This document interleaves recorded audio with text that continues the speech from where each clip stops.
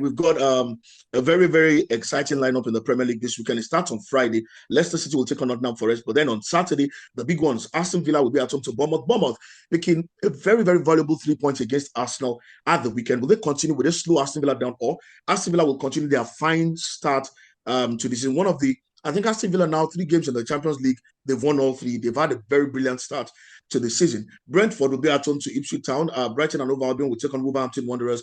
Manchester City will be at home to Southampton, while Everton will take on Fulham. On Sunday, Chelsea will host Newcastle United.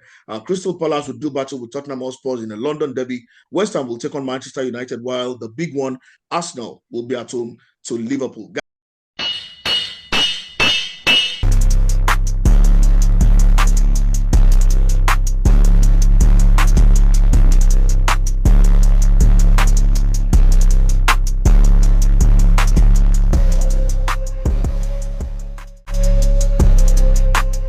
Guys, let's start off with Aston Villa, AFC Bournemouth. Aston Villa, beautiful start to the season.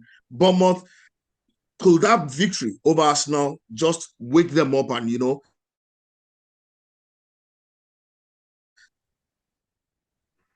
Well, Bournemouth got a victory that you can say deserved based on their play, but the referee messed the whole game up. So I'm not sure that's enough to wake them up at, of all places, Villa Park. So in the end, Aston Villa, they've been great in the Premier League, but they've absolutely been excellent in the Champions League. So if you look at how Villa have played, what they've done this season, it's very, very difficult, honestly, to then say that, well, Bournemouth are a decent team, blah, blah, blah, that they're going to go to Aston Villa and then win. I don't see that happening away from home. I don't think they're going to be rolled over, to be fair, but John Duran is already in the news. Arsenal want him, Barcelona are monitoring him. He scores when he starts. Now we can say, he scores when he comes on. Now we can say he scores when he starts. And they've got Ollie Watkins as well. Goals win you games. You need strikers who can put the ball in the back of the net. That's what we're crying for at Arsenal, even though we were crying for. Thank God for Kai Havertz. I can't keep talking about that anymore. He's already shown he can do the job.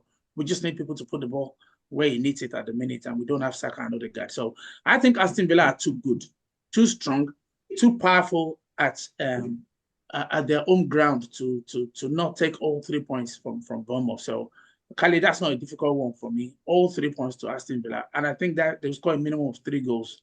Bournemouth are capable of scoring goals, I can see. So maybe a 3-1 would be a fair result for that one, actually.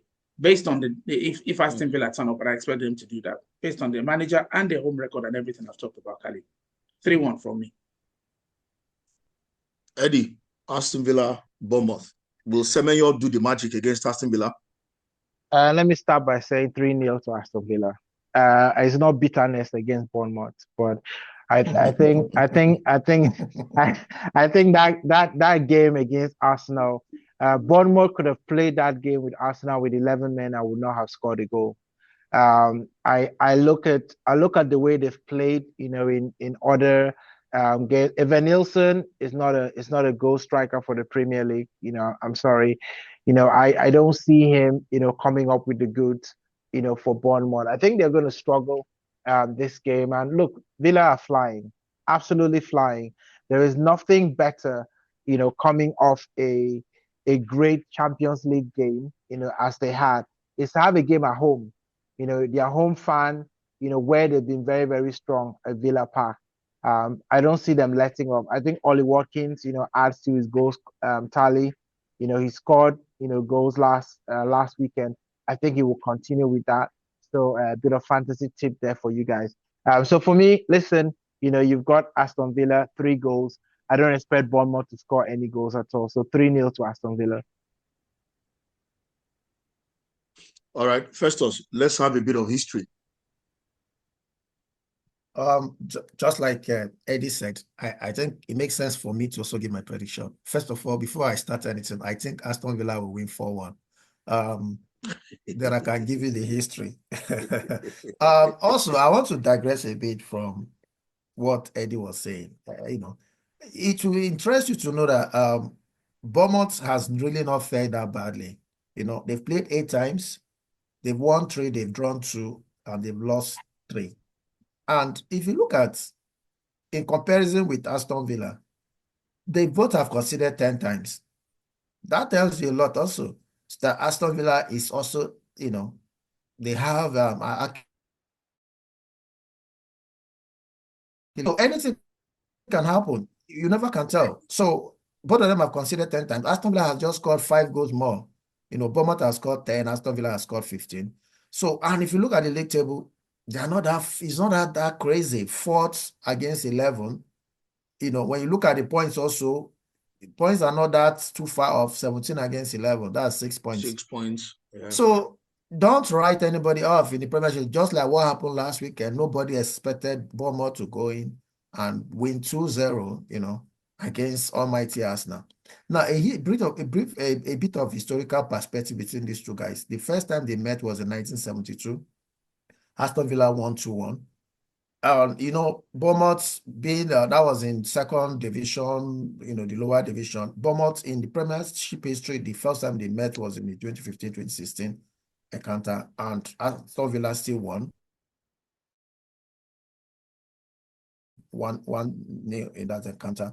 Now, if you look at that also, why I started with the league table to give you an idea where they are, and that it's not too far off. Now, if you look at the history, the head-to-head history of these two guys also, you find out that both have, in the last 5 matches, which I always use as my, my scope, the last 5 matches, both of them have won 2 times, and they've drawn once. So it gives you also a balance that Bournemouth is not far off from what we think.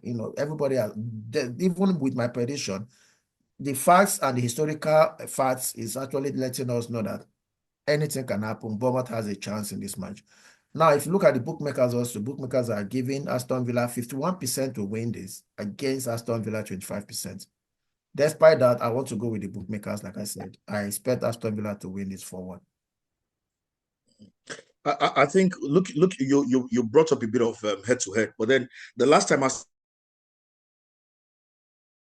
Villa Bournemouth won at Villa Park was in 2019.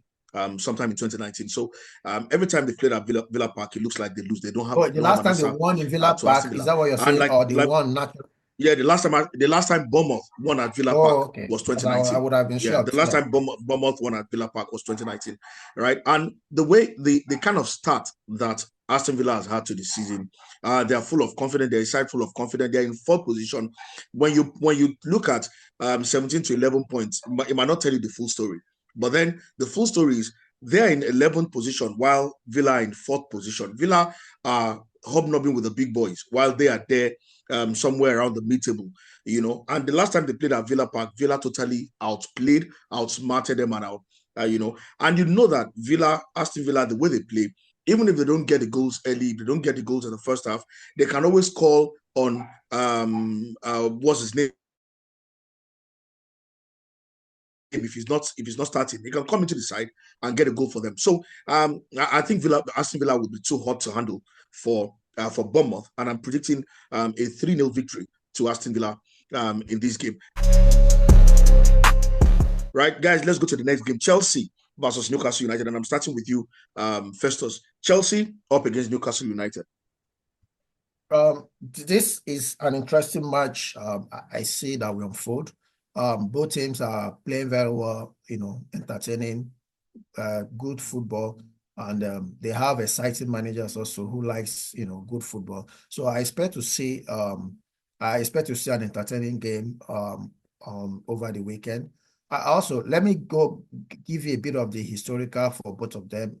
First time these two guys met was in 1907, December 14. That was in the first division match. Newcastle won nothing that much then. Newcastle won 1-0 at St. James Park.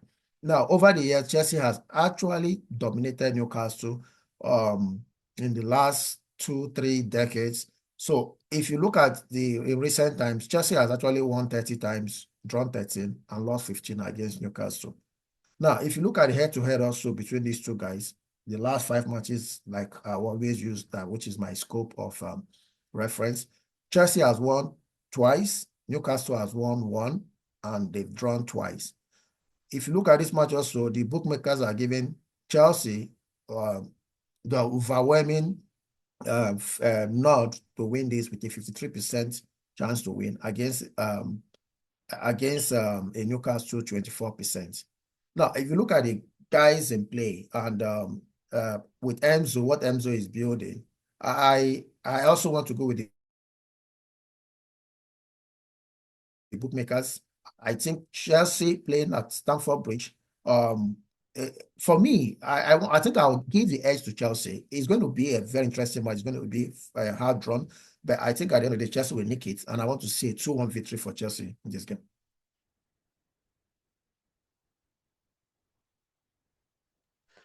All right, 2-1 to Chelsea. Femi, Chelsea at home to Newcastle United. Chelsea, Enzo Maresca seems to have found the right balance for his team. Yeah, they were unlucky against Liverpool. They played pretty well in parts, but then Newcastle United is a totally different ball game entirely, even though they've not really been as exciting as we would have expected them to be. Chelsea, Newcastle United, what can fans expect?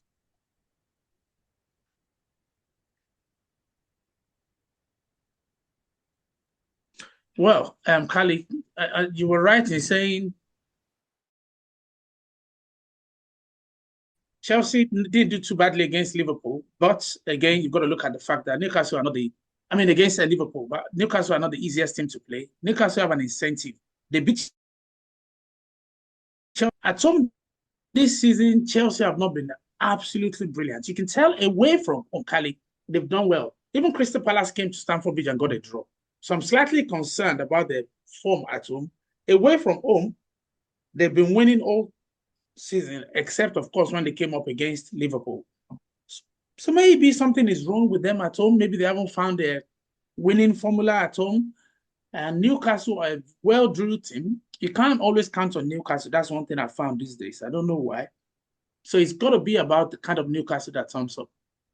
But one thing that I think may tip it in Newcastle's favor is they've just signed, Anthony Gordon to a new deal. And we all know when players, don't they? So I think he's going to be talking to all his teammates, asking them to please get behind him and find a solution at Stamford Bridge. And because of this, we I explained to you that Chelsea have not been altogether particularly convincing at Stamford Bridge. So I'm probably going to say this is one that maybe actually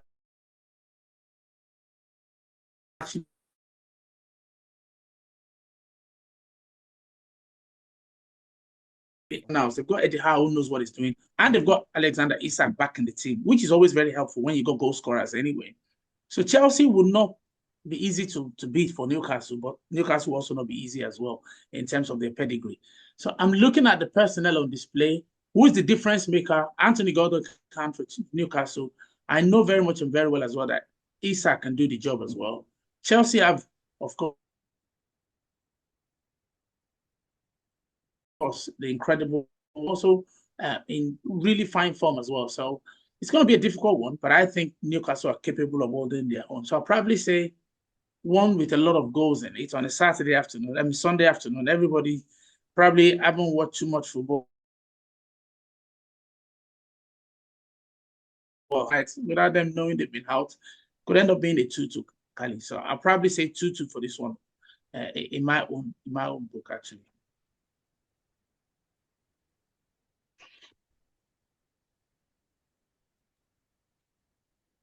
Eddie, X factors. Where do you think this battle will be won? This battle is going to be won in the midfield. I think both teams have a lot going for them. Both teams want to bounce back after their last weekend's, experiences. I think, Chelsea will be happy with their performance against Liverpool, maybe not happy with the result.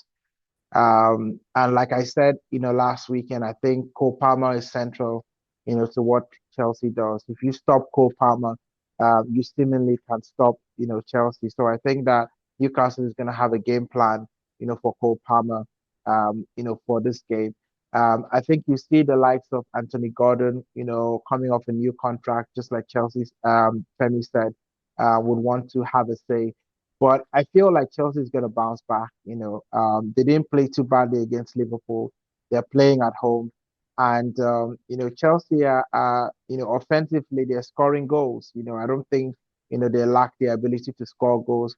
I look at Newcastle and I'm thinking where are the goals really going to come from. Their players and their strikers particularly have either been injured or not really been hitting the back of the net. So I think Chelsea have more weapons to score goals. So that's why I'm edging it towards Chelsea and also that they are home. So I'm going to go with a 2-1 to Chelsea in this game.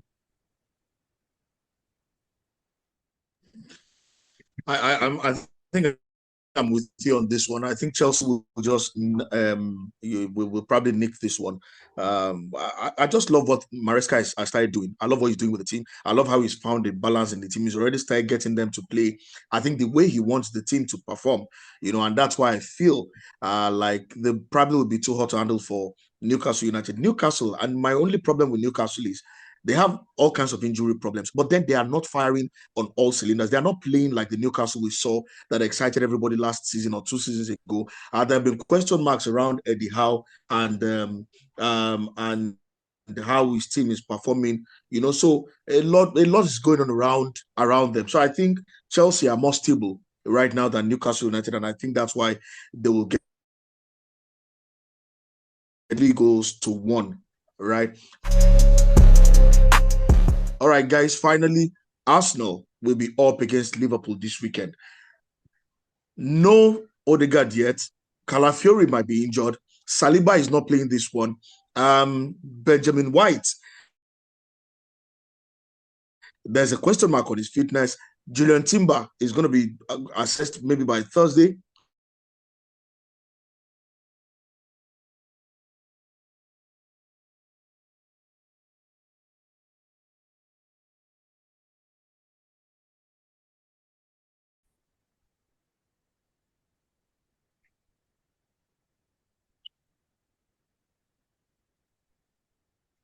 Eddie. Oh, I was thinking, right, as you were talking, I was thinking about Arsenal. Um, Listen, this game is a chance for Arsenal to quiet all the noise. I think that there's a lot of narratives going surrounding Arsenal. Narrative from the referee. People are talking about indiscipline. People are talking about the players are not up for it. People are saying all kinds of things, and you've also got injuries that Arsenal are dealing with. And you kind of think, well, this is a great time for Liverpool to be playing Arsenal, right? They don't have all the Avengers, in the team, to actually do the business. But I think this game is going to be more about the determination of Arsenal. It's going to be about the will of the players. It's really not going to be about the talent. It's going to be about who wants it more.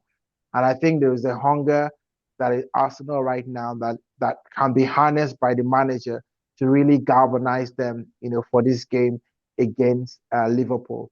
I think Ben White will be okay. I think he was taken out of precaution. He had a yellow card in that game, and I think there was some post-traumatic stress from Arteta after seeing a lot of Arsenal games get a red card. It's forgotten now the Champions League. They don't typically give red cards like they do in the Premier League. But all jokes aside, I think Arsenal will win this game. I I watched Chelsea against Liverpool, and I'm still not very convinced that they have been properly tested. I think this would be a proper test for them against Arsenal away from home. I think if Arsenal scores the first goal in this game, I think that we can actually get the victory. So I am going to lean towards Arsenal. I'll probably go for a 1-0 victory to Arsenal in this game.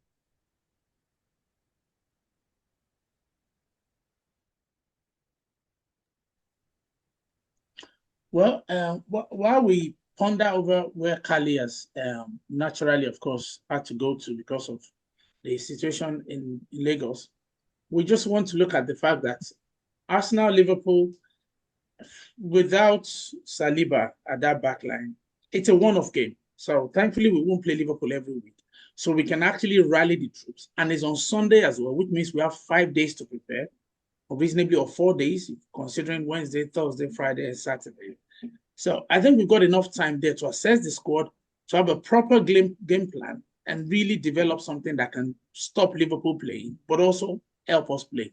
I've talked very much and very well about our lack of, in my own language, fluency going forward. I think that will hamper us on Sunday, whether we like it or not.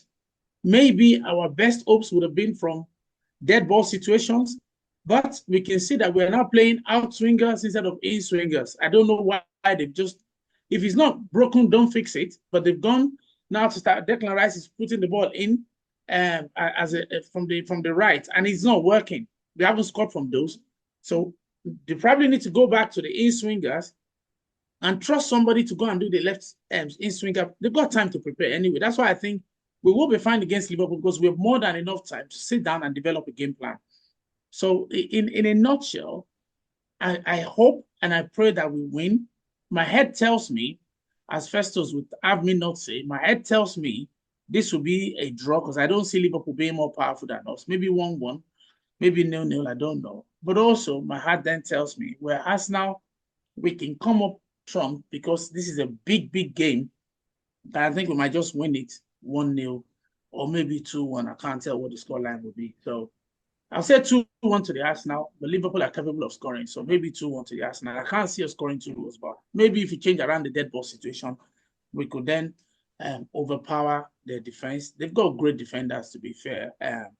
We know Konate is tall. We know Van Dijk is dominant, but they haven't got the normal goalkeeper in there. So we've got a chance, and hopefully at the Emirates will come up trumps. Festus, what are your thoughts? Guys, I am not confident like you guys. You know, a team that has the absence of Calafiori, who definitely will not be playing, Odegaard, who is on a long-time injury, Saka, who we are not sure because he has not trained, as I yesterday when I was reading Arteta's match report, he has not trained since he got injured. Timber, who we don't know his fitness level and may not play, and added to Saliba's suspension. That is 5 regulars in your team. Clearly, that team is depleted, and I am not that confident like you guys, because whatever we are going to present against Liverpool on Sunday is not going to be our best, and we need our best, to play at their best for we to beat Liverpool. I don't know which among you said they are not tested. Liverpool is tested. They are playing well. They are tested in the Champions League. They are tested in the EPL. So the issue of they are not tested does not arise. That is a very sound team. So for us to beat Liverpool on a normal day, we should be playing with our best, and our best should be playing at their best. So when you have 5 regulars, and even those that should be coming in for the regulars, like Tommy, and a whole lot of them are not. Tommy is also injured. What's this guy's name in the defense also? He's not fit. Ben White is not fit. Guys, everything is not just Ben White is fit. He was taken off because he had a yellow card. He has not been playing well. Ben White has not been playing well for the past 3 matches. And that's different from fitness, though. You can say he's not at great form. No, see, when I mean fit, I know his quality. We know Ben White's quality. And when you're not playing well, when you are something is lacking, either confidence or whatever, something is affecting him this period. I don't know what it is. And it's not even just last match when he was taken off. He has been substituted. He has been brought. He has not even been starting some games in recent times. So something is just not right with Ben White for the, let's say, past 5 matches or 4 matches. He has not been doing well. He was injured. He was injured though. He was injured fine. for a while. Yeah. Let's assume he's coming back from the injury, but he is not. When I use that word fit, he is not back to the Ben White we know. That dependable Ben White that clicks well with Saka and from in that right side of the pitch. So you could see all this around us going into the Liverpool game is not giving me that level of confidence. That is where I'm coming from. I won't also do my prediction without giving the audience and our guys a bit of the history we know. So I want to take you back a bit to the Arsenal Liverpool history. The first time we faced each other was 1893. These are two old clubs. You know, I think the match ended with a whooping 5-0 victory for Liverpool. The most memorable match most Arsenal fans, a lot of them will not know because we have very young fans also, was the 1989 title decider. Wenger was not here, so a lot of Arsenal fans may not know this. We actually beat Liverpool 2-0 at Anfield to secure that title. And it was, for the older Arsenal fans, it still remains a time, you know, a day they always remember. That was in the 1989 title Arsenal won. So for the head-to-head between Arsenal and Liverpool, the last 5 matches, like we always use as a reference, Liverpool has won 2, Arsenal has won 1, and we've had 2 draws. So bookmakers here is making it tight, and just like everybody has predicted also, you could see that everybody is saying it will be a draw, we could make it. The bookmakers are also giving us 39% to win, and they're giving Liverpool 33% to win. That gives you a very close margin with a 28% draw. So it tells you how their thoughts are. Based on our injuries, Liverpool having a complement of full squad apart from Jota, you could see that the fact that we're playing at Emirates, we'll be playing with a makeshift team. I also see this likely ending draw. Like Femi, I will do the heart and head thing for the first time, Femi. My heart wants Arsenal to win. I want, even if it's a 0.5-0, 1-0, I pray Arsenal wins, which is, I will always be happy to take that. But my heart tells me that because of our injury woes and our match fitness and a whole lot of things at this point in time, I think it will be a draw. It could be a 0-0 draw. It could be a 1-1 draw. But I think this match will likely be a draw. Interesting. You know, guys, we're all not approaching this with a lot of confidence, right? Where is that confidence? A couple of We games are that were analysts. We are addressing the match based on facts on ground. As Arsenal fans, we could go outside the program and definitely will support our team, but we are approaching it based on what we have on Yeah, I ground. mean, I understand that the league is about what you've done for me lately, you know, but I think that you can't, you know, forget about the pedigree. But that's the prediction, guys. Let us know what you think, you know, in the comment section. Do you agree with us? What do you think about the weekend games, and who do you think is going to come up on top? Quickly, guys, let's get into our fantasy. Let's leave the guys, you know, with something to do, because I think you know, and don't forget, fantasy actually, there's a Friday game, so you want to make sure that you've got your team in shape, you know, by at least tomorrow, before you got foul of the deadline. Femi, two players for the fantasy team. Who do you captain? Well, easy one this weekend. Brentford are at home to Ipswich. Ipswich are not a bad team, but I think Mbumo is been absolutely flying. He's going to get goals. So Mbumo will definitely be in the team. Aston Villa is one to consider as well, but John Duran and Oli Watkins, we don't know who's going to start. So you better want to avoid captaining any of their players. So Brentford, a sure one with Brian Mbumo. And of course, Man City or Southampton at home. There's only one way that is going to be traveling all afternoon. And Erling Haaland will probably get a hat trick before the close of play. So Haaland to be captained. Easy one for me, Eddie. Face two players. Who do you captain? It's an easy one for me, like Femi said. It's definitely Haaland for me. Southampton, I see lots of goals there.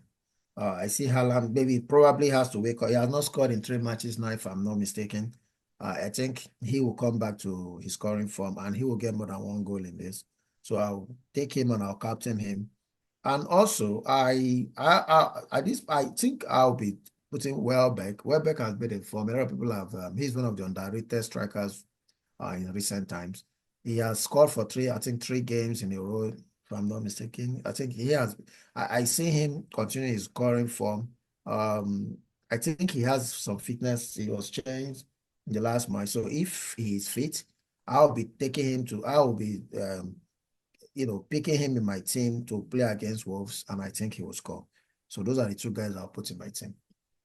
So my 2 guys is Cole Palmer and Ollie Watkins. I think Cole Palmer, this game will be a chance for him to bounce back. Lost playing at home. He's a guarantee of points. He always gives you points, so I'm going to go with Cole Palmer. There's no way that Ollie Watkins is not starting. John Duran, is scoring goals, but Ollie Watkins, is scoring goals. And I think, he's the striker that Emery likes, trusts even the most. So you wanna go with Watkins and you want to go with Cole Palmer, but I'll be captaining Watkins in this game. Well, that's it, guys. Love talking to you, love having conversation. It's been a good one. Lots of hot topics. Let us know what you think about the conversations, Ballon d'Or, the refereeing decisions, and also your prediction, as well. And we also want to say a very special, thank you to all our fans and subscribers. Thank you for getting us over 3,000 subscribers. We're still growing. We want to try and get to 10,000 before the season is over. And I'm sure, we can do it. And you can help us do that, because without you guys, we are not, doing what we're doing, right? So, Faith, final words before we leave. Thanks, guys, for always being there for us. We need you to get involved in the predictions, in our analysis. We want you to engage us in this section. Go in there and make your contributions. Like the post-match reactions Eddie normally drops. I want you to always go in there and tackle him. I could see that he came out after the Arsenal match. It was all dooms, Arsenal in crisis. I know he was just being emotional because of the loss. I expected a lot of our fans to tell him, hey, calm down, Mr. Man.